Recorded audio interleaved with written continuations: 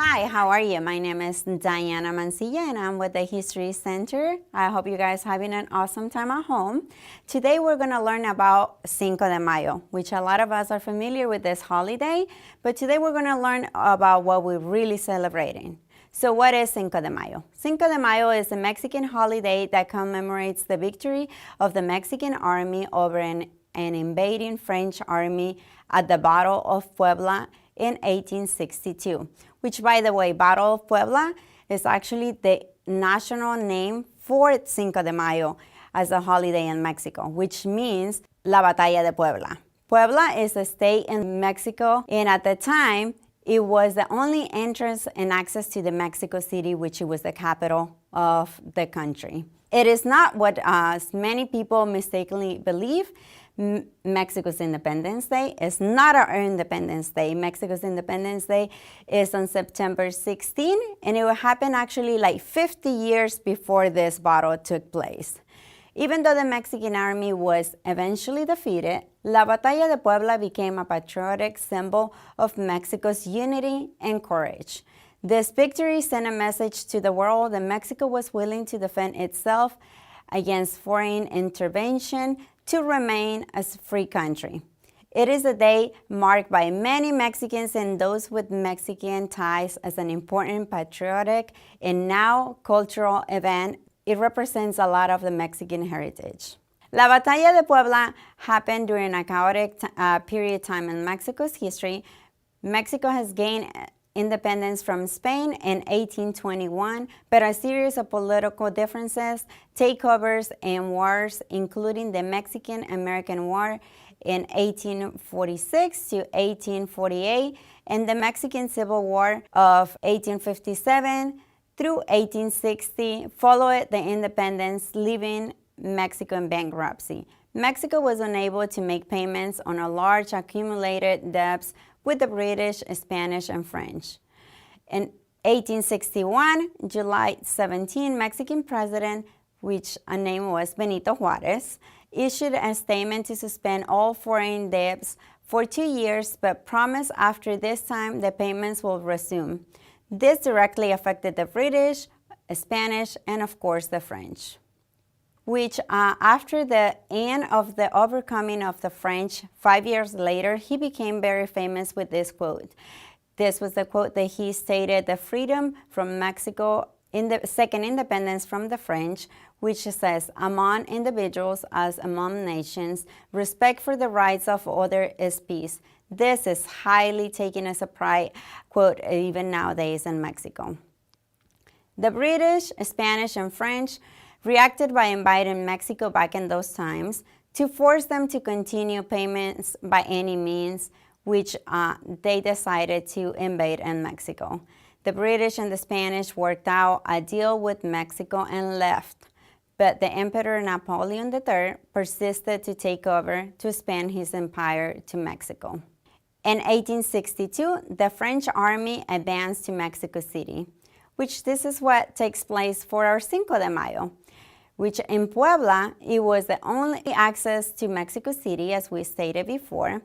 Approximately 4,700 Mexican soldiers, both military and armed civilians of Mestizo and Zapotecos natives, waited for 7,000 French military soldiers, which makes a huge difference because they were fully military trained. Mexican troops were led by General Ignacio Zaragoza and Porfirio Diaz. The French general ordered a frontal assault on Puebla, which at the time the Diaz troops was making their way to the battle, Zaragoza soldiers held their position and forced the French to retreat. The Mexican victory, La Batalla de Puebla, stopped the French invasion in Mexico for that one time, which it was expected by everyone to be lost because of the difference on the soldiers. Ignacio Zaragoza was very enthusiastic and wrote back to Benito Juárez: "Puede ser que ellos sean el mejor ejército del mundo, pero nosotros somos los mejores hijos de México," which means it might be that they are the best army in the world, but we are the best children of Mexico. That phrase in itself, it defines the courage and the pride of these Mexican children at the time. Next, we're going to learn about how, unfortunately for Mexico, the victory was short-lived. As the news of the battle made it to Napoleon, he sent more troops, for approximately 30,000 soldiers, to attempt a second invasion of Mexico.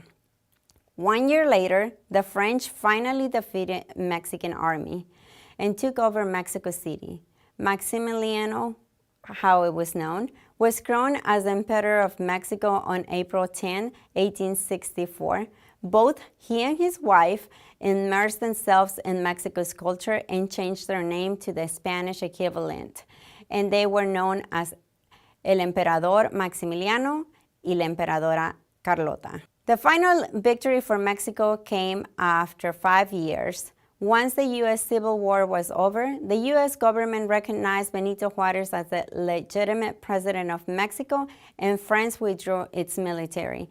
Without France's military support, Maximilian was captured and executed on June 19, 1867. So Cinco de Mayo became a national holiday on May 9, when President Benito Juárez declared La Batalla de Puebla, or La Batalla del Cinco de Mayo, which means the Battle of Puebla or the Battle of Cinco de Mayo, a national holiday, primarily celebrated more enthusiastically in the state of Puebla and in Mexico City, and we can assume why.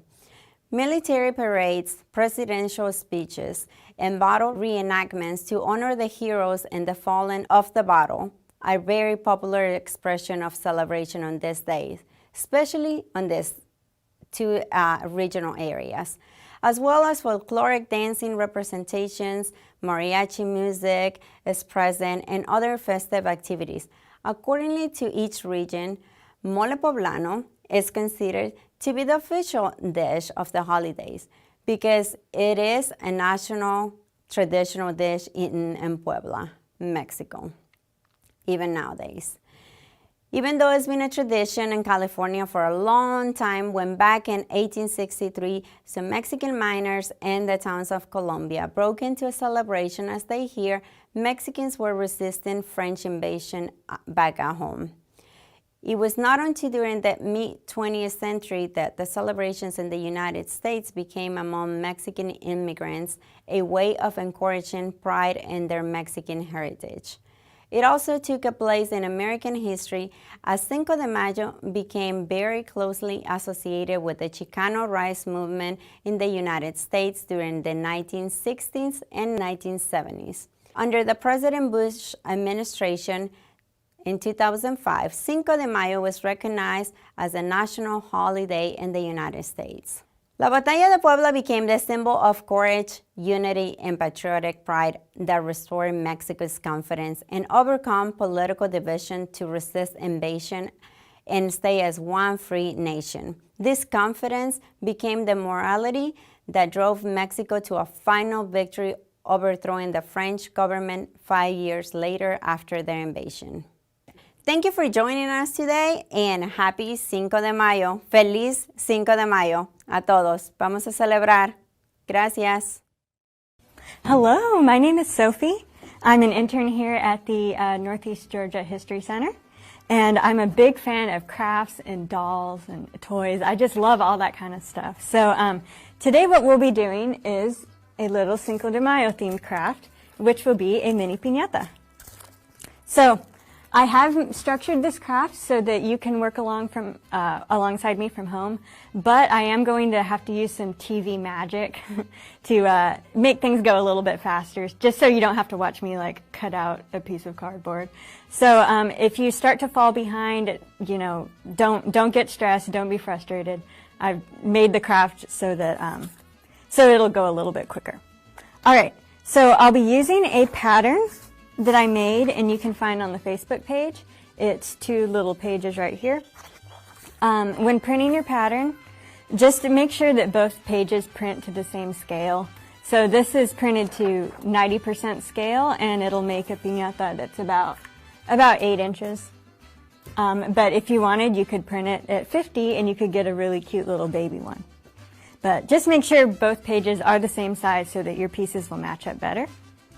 So I'm going to go ahead and cut out one piece.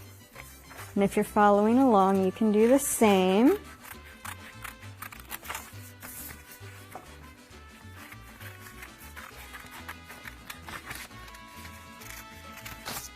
So this piece right here is the body. And this is the most important piece because it's what gives your piñata that characteristic shape.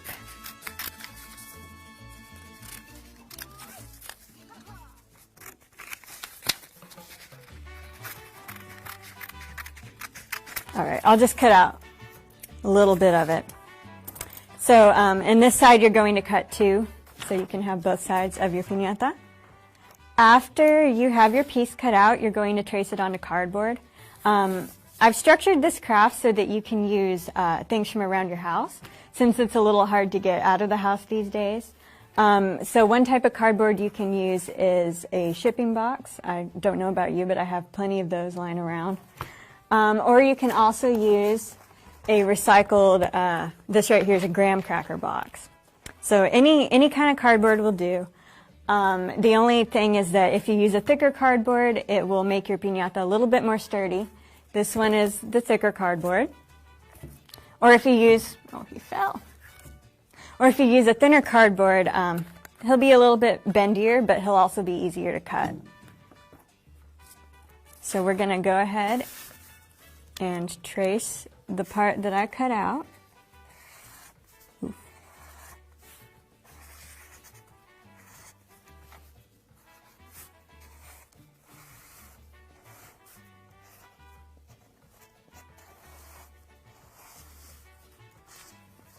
There we go. And you're going to do this for your two side pieces and for all your other pieces. So there are 6 pieces total. There's the 2 on the side. There's 3 of these. They're all the same shape, and that's going to be used for the face, the chin, and the rear. Then we have 1 piece for the belly. And then we have 1 big long piece that will be used for the back of his head and his back. So once you have all 6 of those pieces cut out, you're going to, or traced, you're going to cut them out on your cardboard. And this right here, if you've seen the supply list, you'll notice there's a box cutter. This is where you would be using the box cutter. But with a thinner cardboard, you can go ahead and use scissors. If you are doing this craft with children, just use your discretion on which tools are safe for them to handle. And when using a box cutter, you don't have to try to get it all cut in one go. You can score it, which is just kind of lightly following the line. And then, just keep on going until you have it out safely. And of course, you can cut on a mat or another piece of cardboard so that you don't destroy your table, your kitchen table. All right. So while you guys are cutting and tracing, I'm going to give you a little bit of backstory on the piñatas. So there are similar traditions across the world, but piñatas are heavily associated with Mexico. They've had a lot of ceremonial significance, with early ones being used for harvest celebrations, because, they're filled with goodies. And later on, they were adapted for religious ceremonies by missionaries. But nowadays, piñatas, especially in America, are very popular at birthday parties. The traditional piñata is a 7-pointed star. But nowadays, the kinds that you'll see at parties are shaped like a cartoon character. So, you have an ocean-themed party, so your piñata's a fish. So that's mostly what we have nowadays. So ours is a donkey, which is, I think, one of the shapes people are very familiar with. I wanted to make a donkey because it's just always been my favorite shape, and I think it's really cute, and it'll be a fun little friend for your table. Otherwise, for the pieces, here's where the TV magic comes in. They're all cut out. Otherwise, for the pieces, I have made some of them a little bit longer deliberately, and that's so that you'll be able to trim them to your liking. Sometimes if your cardboard is really thick, it might make the pieces match up differently, so the pieces are longer just to give you some room. And also that lets you be more creative with your piñata, and it lets you make it more your own. So, all right. So first, now we've got everything traced, we've got everything cut. We're going in super speed. Oh, that's right. So another reason that the piñata is kind of shaped like this, I didn't make him very round or curvy, because if you have straight lines, it'll be easier to cut and easier to glue together. So even though the round shape is like really cute, I think that this is a really good place to just get you started. And if you really like making this one that's very simple, then maybe you'll want to expand into trying to make a round one, trying to make different shapes. Honestly, there's so many things that you can do just with this kind of craft that it's just good to once you get started, you can just go. But now we're at the point where we're ready to glue.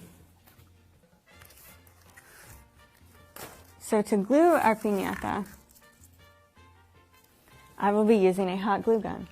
This is another case where if you're working with children, you're going to want to use some discretion. This stuff it glues instantly, but it's very hot. I've worked with it for a long time, so I'm kind of used to it, but it really it'll hurt you.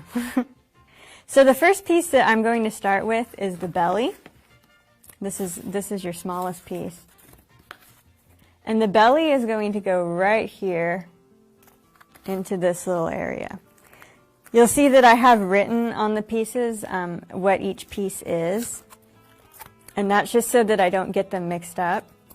And also, as I make the piñata, I'm putting the writing on the inside just so that it won't show up. So there's one side of the belly. Now we're going to use some more glue. Get the other side on. If you were making a larger piñata, or maybe you're noticing that he's a little bit unstable at this point, you can put in something right here in the middle to keep it together. I made a smaller one and I used drinking straws, so I just cut them short and put them in the middle. You could also roll up pieces of paper so that you'll kind of have something strong to put in the middle. I think that since I'm using the shipping box, this one will be good without a brace. You can also put some glue right here in the seams just to make sure he stays together. So there we are. We already have a shape. If you really wanted to, you could just stop here and just say, no one look at it from the front. But we're going to go ahead and add more. So the next piece I'm going to do is the back piece. And right here in the curve of his neck, you're going to want to bend your cardboard. If your cardboard is really thick or really thin and you're having trouble bending it, you can just go ahead and snip it right here. All it's going to do is add a new place for you to do glue. But we'll go ahead.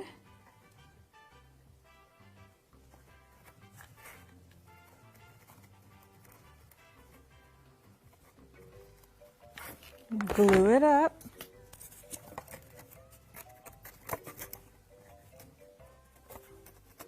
Hot glue has just a couple moments where it's a little bit malleable, so you can go ahead and use that time to really get it in the right place.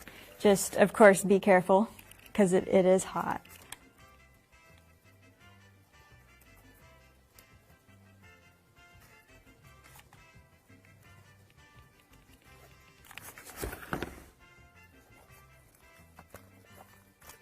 All right.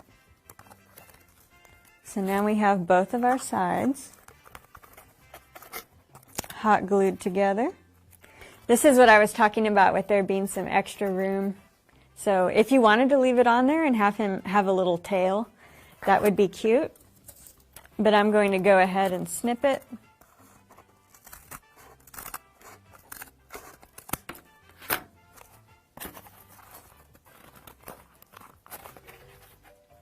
There we go. You don't have to worry if it's a little bit messy because this is going to get covered up. You want it to be smooth enough that it won't make things look lumpy. But if there's some problems, then you can trust they'll get covered. It's a very forgiving craft, which is why I think it's a good way to just have some fun. So next we'll be using these pieces that are all the same shape, the ones that you cut 3 of. And the first one is going to go on his rear. So we'll go ahead and glue up the sides of that.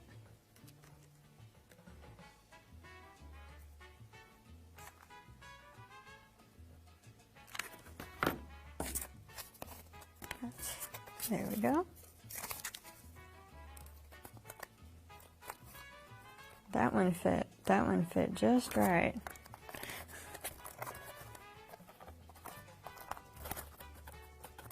See, hot glue can be kind of messy with all the little strings. They look like spider webs.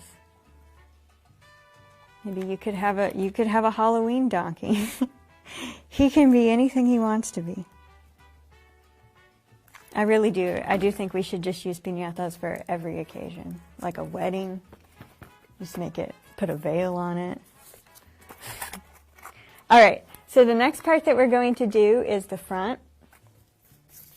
There we go. The pieces are the same, but this one says front, and he's got another little bend right here underneath his chin. So I'm kind of going to eyeball where to bend it.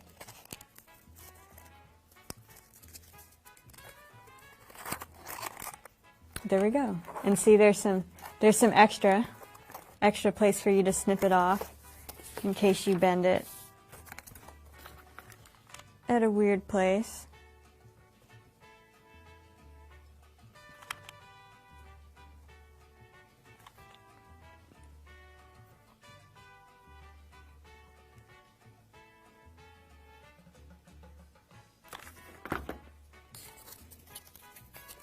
I was talking last night with a friend about how my glue gun is, I love the giant glue guns. Normally the ones you'll see are the glue will be a lot smaller, but ever since I started using a giant glue gun, it really changed me. You get more glue out of it, and I feel really cool using it. But of course with the smaller glue gun, you'll be totally fine. And just make sure you buy the right size glue sticks.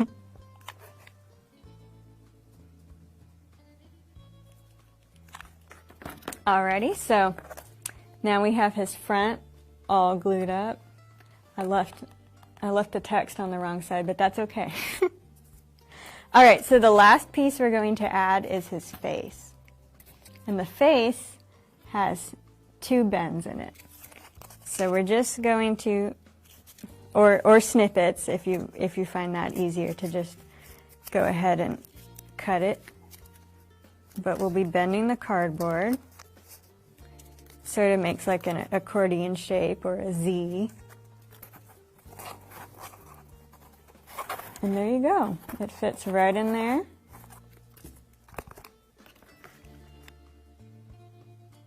And see, this is the part where if your donkey was round, you would have to cut it and glue it differently to kind of fit into the curve of his face. But since your donkey is very square, then you don't have to worry about that. So we're going to put glue all along the edges. Though I might snip this one part off. And you're going to slide it right into the curvy parts, or the corners.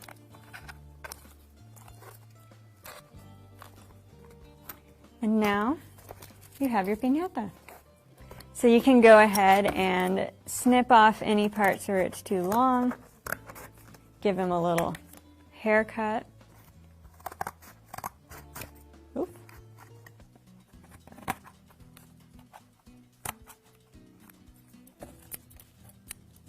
Okay. All right. All right, we're back. Yes, we are back. I'm just going to let people in the comments know. Let's hold for just another minute. Okay. I'll have to re-glue. Okay, I think we are ready. Okay, so we lost our connection for a minute, but the donkey is still here. He's still safe, and he can't wait to have feet. So I'm going to go ahead and re-glue this part at the bottom of the foot. The hot glue dries very fast, which is good or bad, depending on how fast you are. All right, so I cut out this little scrap piece of cardboard. We're just going to put that on his foot. There we go. And then to make things easy on myself, I'll just trim it to size. My scissors don't like that hot glue.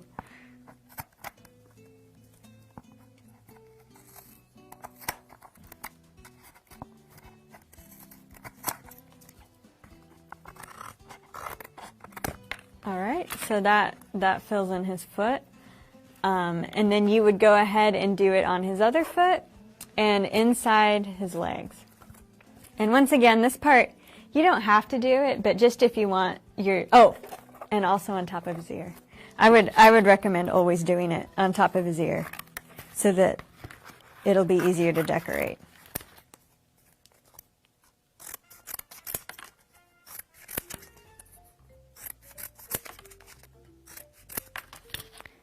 Oh, I made it a little bit too small. That's okay though.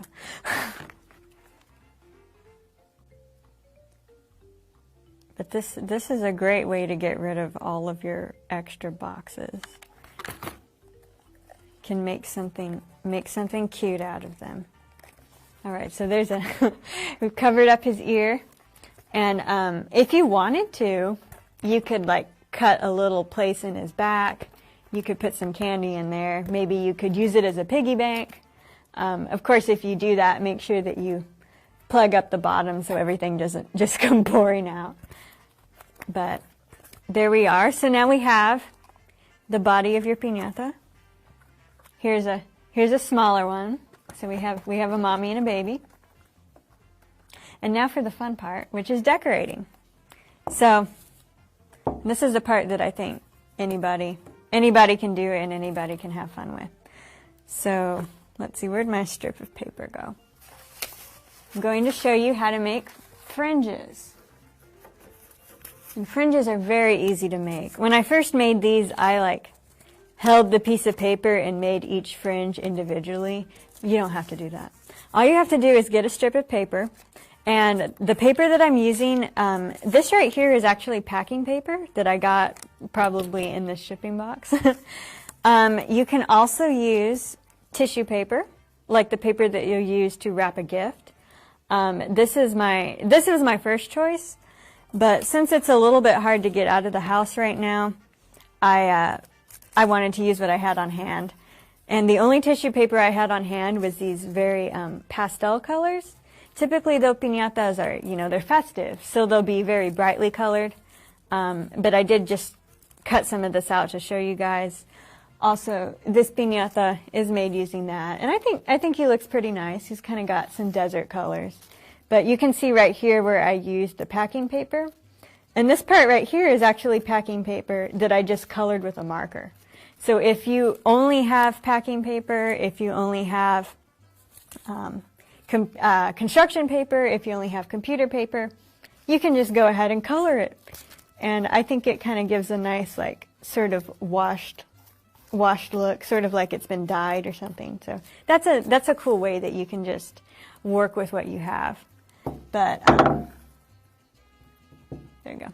But to make fringes, you're just going to take a strip of your paper, and you're going to fold it in half, and then you're going to fold it again. Honestly, just fold it as many times as you can. And then once you have it folded, you're just going to cut little snippets in it. Make sure that you stop before you get too close to the top, or when you unfold it, the whole thing will just fall apart. That happened to me a couple times when I made the smaller ones especially. And then you're going to want to get right here where it's bent too, so that you'll get snippets everywhere. And there we go. So now that we have our fringe, it's time to decorate our piñata so that he won't be naked. And what you're going to want to do is you're going to want to start at the bottom. It sort of seems like it would make sense to start at the top, but if you start at the top, you're going to glue it and put it down, and then you're going to end up gluing your other fringes. So definitely start at the bottom, and I'm going to be using a glue stick. I noticed that with this thinner tissue paper, the glue stick, the glue has a bigger chance of making everything get kind of tangled up. So if you don't glue a lot, and you really want just a relaxing experience, then you can go ahead and use a thicker paper, and you won't have to worry about things getting tangled up. There we go. There's our first layer. I'm going to make it easy on myself and just trim. Now he's kind of got like fringy boots on.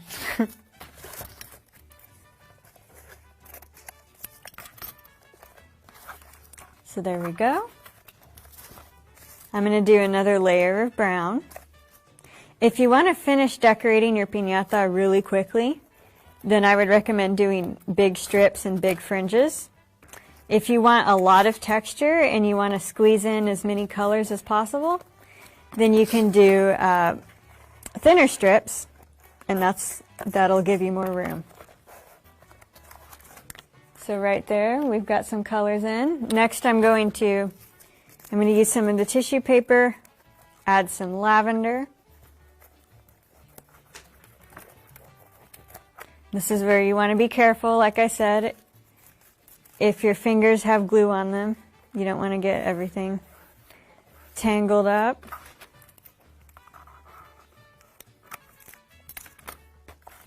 So there we've got some purple. I'll do a strip of blue. You'll notice that I cut some of these out ahead of time, just so I can show you how I'm decorating it.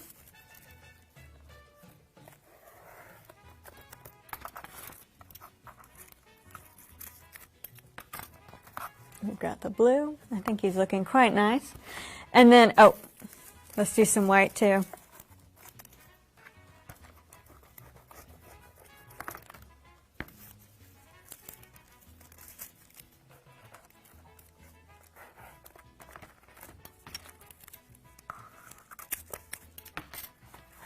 And then we've got white. Now this part, I threw this part in just to be kind of add some extra fun. I noticed that cellophane and holographic stuff is really popular right now. So if you have any cellophane lying around, you can put that on your piñata and make it sparkly. The hot glue, or not the hot glue, the glue stick won't really hold the cellophane, so you are going to have to use hot glue for that. You could also use mylar, maybe if you have like a mylar balloon lying around, anything that's kind of shiny. Oh yeah, that looks nice.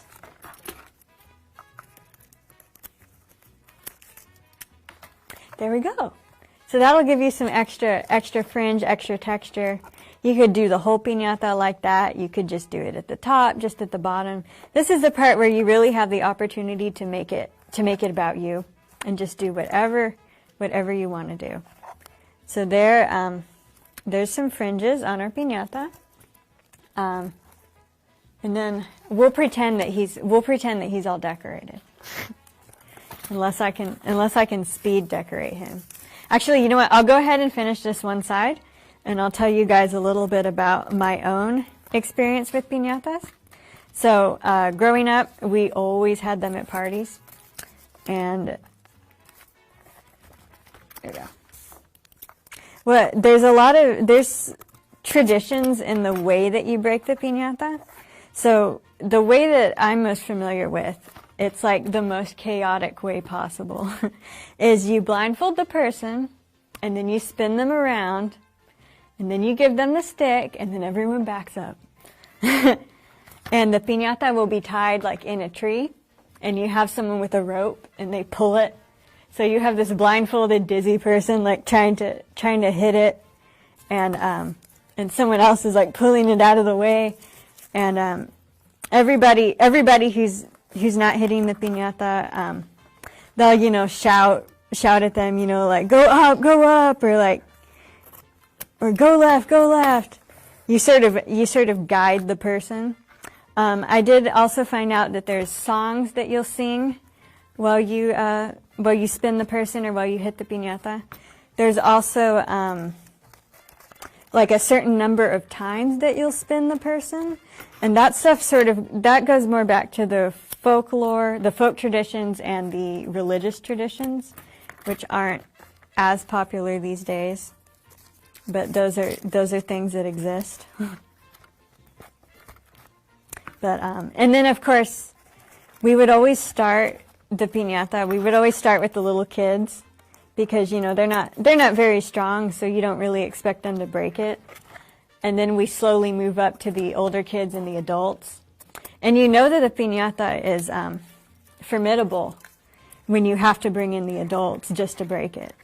I remember one year at a birthday party, we had a fish, and this fish was indestructible.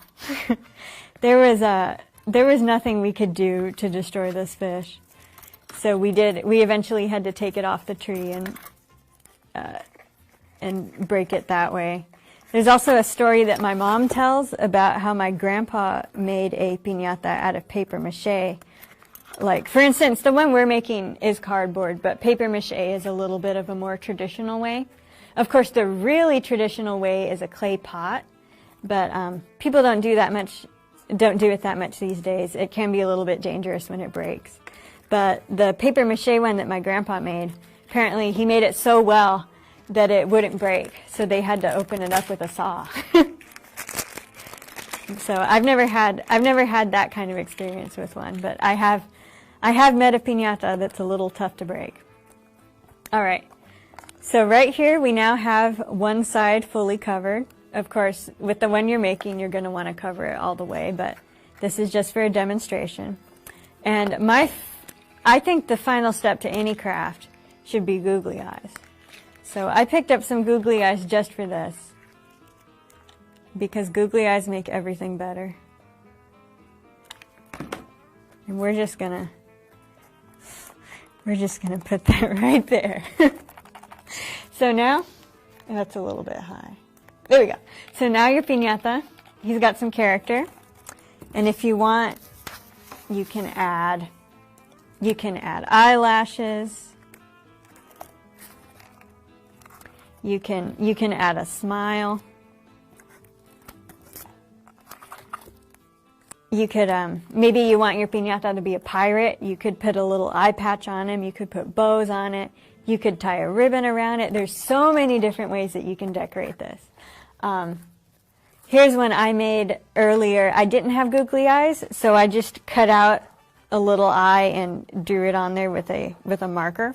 So that's a way that you can do it if you don't have googly eyes or you don't want to get some. Here's one. I'm particularly proud of this one. I made it so he looks like he has pants on. And he's also angry, because I thought that would make him look cute. So here we have our angry pants piñata. We have our googly eyes piñata. And we have our first piñata. So we have a whole family. And that is your walkthrough on this very simple craft. This is my first time doing something like this, so I apologize if I was a little bit awkward or some parts are hard to understand. But that's our craft. Otherwise, about me, I do make all kinds of crafts. I do a lot of needle felting. I make costumes. I have a shop on Etsy where I make little dolls. I believe Miss Libba has put that in the comments. So if you would like to visit that, you can. Overall, though, I think crafting is a really important thing for young people and for older people, too. When I was a kid, I loved making crafts, and it always felt like it was supposed to be just a thing for kindergartners, but it's not. It's, you know, like piñatas are folklore, piñatas are tradition. They're part of the cultural heritage of Mexico. So just because you're older, or, you know, if you're a kid right now, it doesn't mean that crafts are something you have to give up. It's something that you can keep doing. You can try to make a career of it, or you can do it just for fun. You know, it's something that I really encourage people to do more of. But so that's it for me. Thank you very much for watching, and have a happy Cinco de Mayo.